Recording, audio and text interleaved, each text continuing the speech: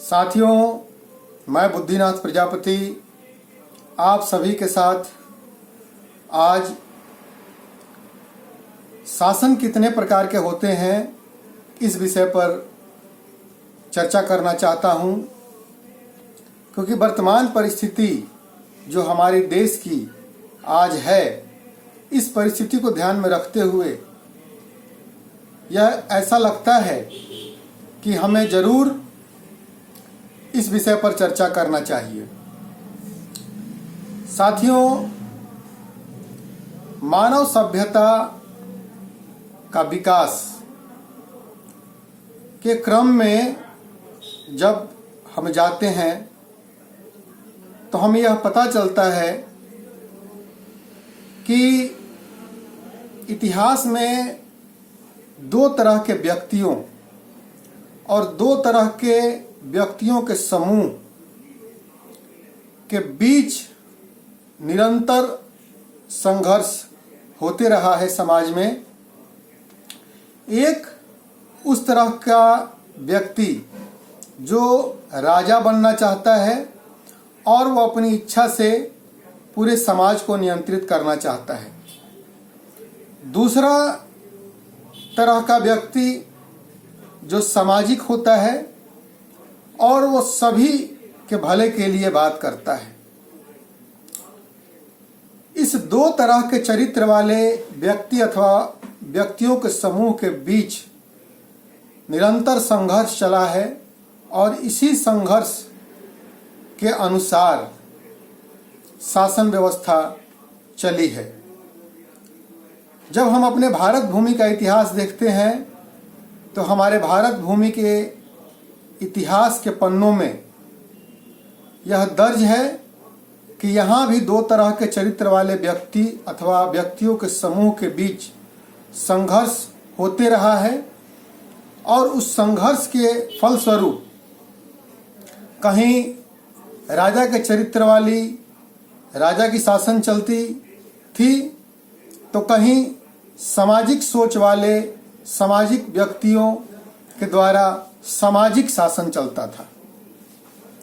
यह सौभाग्य की बात है कि 1950 में जब हमारा भारत का संविधान लिखा गया तो उसमें यह कहा गया कि देश में लोकतंत्र, गणतंत्र, डेमोक्रेसी होगी, लोगों का शासन होगा, लोग अपना प्रतिनिधि चुनेंगे और वह प्रतिनिधि जनता के अनुरूप शासन व्यवस्था को चलाएगी।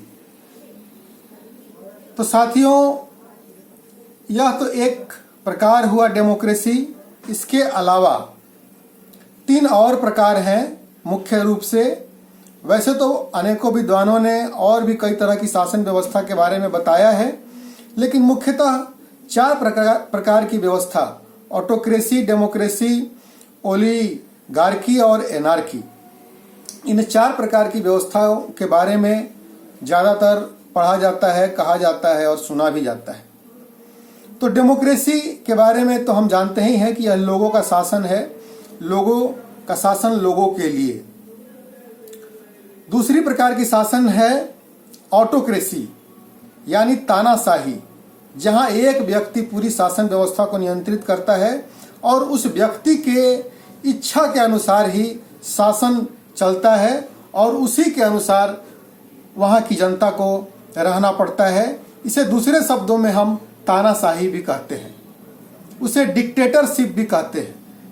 तो ये दूसरे प्रकार की जो व्यवस्था है, जो तानाशाही वाली, वो हो गई ऑटोक्रेसी। तीसरे प्रकार की व्यवस्था है ओलिगार्की। इसमें होता ये है कि समाज के कुछ व्यक्तियों का समूह, सिर्फ उन्हीं को यह अधिकार रहता है कि वह शासन व्यवस्था को चलाएं। जैसा कि हमने भारतवर्ष में देखा है कि सिर्फ क्षत्रियों के पास ही यह अधिकार था कि वह शासन व्यवस्था को चलाएं। तो उस तरह की शासन व्यवस्था को हम कहते हैं ओलिगार्की। आज की परिस्थिति के अनुसार मैं यहाँ बोलना चाहूँगा कि जो पूंजीपति हैं वो मिल करके पूरी देश की राजनीतिक व्यवस्था को चला रहे हैं। तो यह शासन व्यवस्था भी एक तरीके की ओलिगार्की व्यवस्था ही है। जो चौथी प्रकार की व्यवस्था है वो है एनार्की, यानी राजा का बेटा ही राजा बनेगा और उसका बेटा ही राजा बनेगा और वही पूरी शासन व्यवस्था को चलाएगा। तो इस तरीके की व्यवस्था को हम कहते हैं एनार्की। तो साथियों, इस 4 प्रकार की शासन व्यवस्था में हमारे देश में संविधान के अनुसार कहा गया है कि भारत में लोकतांत्रिक व्यवस्था है, यानी लोग अपना प्रतिनिधि चुनेंगे और वो प्रतिनिधि शासन व्यवस्था को चलाएंगे लोगों के इच्छा के अनुरूप। लेकिन क्या वाकई ऐसा चल रहा है? नहीं चल रहा है। हमारे देश में संविधान तो बोलता है कि यहाँ लोकतंत्र है, डेमोक्रेसी है, लेकिन वाकई यहाँ ऑटोक्रेसी है, तानाशाही है, डिक्टेटरशिप है। किसी एक व्यक्ति के इच्छा अनुसार शासन चल रहा है।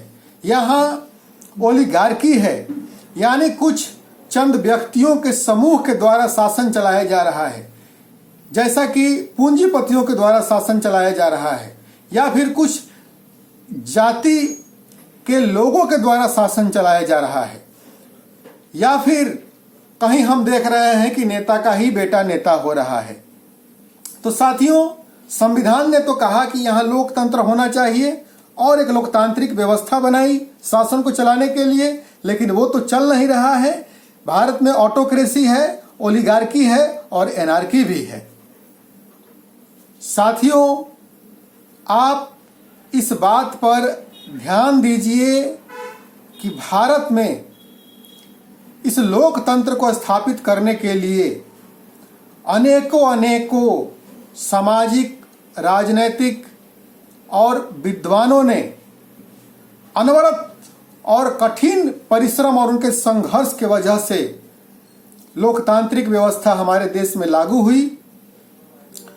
और इस लोकतांत्रिक व्यवस्था से जो समाज के शोषित, वंचित, पिछड़े और जो कमजोर वर्ग के जो लोग हैं उनके लिए सुरक्षा मुहैया कराई गई, उनको समानता का अधिकार दिया गया, उनको भी समाज में ऊपर उठने का मौका दिया गया।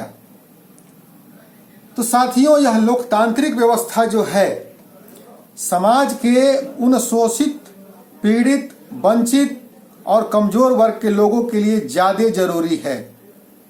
लेकिन आज हमारा समाज इन बातों को भूल गया है कि कितने संघर्षों के बाद भारत का संविधान बना और उस संविधान के जरिए लोकतांत्रिक व्यवस्था को इस देश में लागू की गई और लोगों का शासन लाया गया। यह बात सही है कि संविधान लागू होने के बाद तकरीबन 70 और उससे अधिक वर्ष हो गए, लेकिन फिर भी लोकतंत्र नहीं आया। लेकिन उस लोकतंत्र के लिए हमने लड़ाई कितनी की। मैं समाज के शोषित, वंचित, पीड़ित और कमजोर वर्ग के लोगों से यह पूछना चाहता हूं कि बाबा साहब अम्बेडकर तथा अन्य और भी कई बड़े विद्वानों और राजनीतिक नेताओं की वजह से हमारे देश में लोकतंत्र संविधान तो लिखा गया और वह संविधान के जरिए शासन को लागू किया गया, लेकिन वह जो लोकतांत्रिक व्यवस्था है जमीन पर नहीं उतरी। तो क्या हमारी जिम्मेदारी नहीं है इस लोकतांत्रिक व्यवस्था को जमीन पर उतारने के लिए? हमने कितना मेहनत किया? हमने मेहनत नहीं किया। हमारा जो कमजोर वर्ग का समाज है, जो शोषित समाज है, जो पीड़ित समाज है, जो वंचित समाज है, वह चंद सुविधाओं में उलझ कर रह गया है और वह अपने नेताओं के संघर्षों को नहीं समझ रहा है। और आज इसीलिए देश में लोकतांत्रिक व्यवस्था समाप्त हो गई है। यहाँ ऑटोक्रेसी आ गई है, यहाँ ओलिगार्की आ गई है, यहाँ एनार्की आ गई है।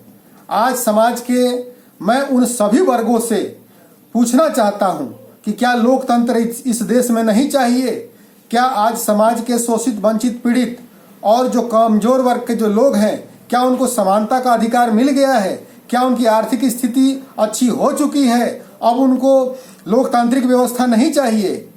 साथियों, आज इस बात पर सोचने का समय है। आप इस बात को सोचिए और इस विषय पर मंथन कीजिए कि आज लोकतांत्रिक व्यवस्था खतरे में है और भविष्य में हमारे देश में ऑटोक्रेसी, ओलिगार्की और एनार्की की व्यवस्था पूर्ण रूप से स्थापित होने जा रही है। और जब यह स्थापित हो जाएगी तो हमारे पास जो एक चीज है संविधान, वह भी हाथ से चला जाएगा। साथियों, इस लोकतांत्रिक व्यवस्था को बहुत ही क्रमबद्ध तरीके से समाप्त किया गया है। आज आप देखिए, ईवीएम के जरिए चुनाव हो रहा है।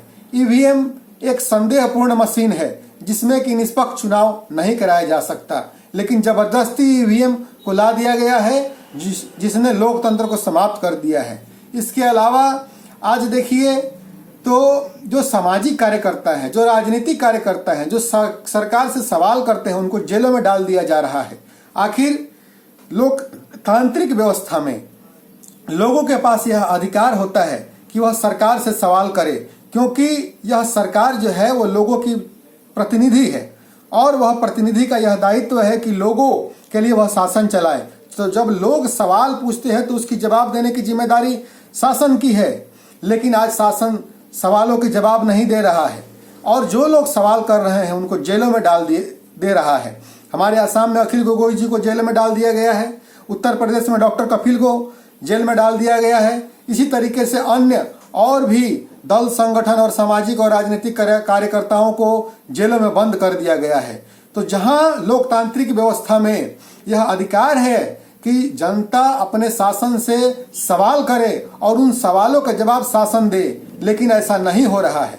तो साथियों, क्या हमें लोकतांत्रिक व्यवस्था नहीं चाहिए? अगर चाहिए तो हमें लड़ना होगा, हमें एक होना होगा। मैं खास करके इस कोरोना महामारी संकट काल में हमने देखा कि मजदूर, किसान, छोटा व्यापारी और जो हमारे जो कर्मचारी वर्ग के लोग हैं, उनकी पूरी तरह अनदेखी की गई है। उनका कोई सुनवाई नहीं किया गया है, उनको छोड़ दिया गया है मरने के लिए और देश की पूंजी सिर्फ और सिर्फ पूंजीपतियों को दे दी गई है।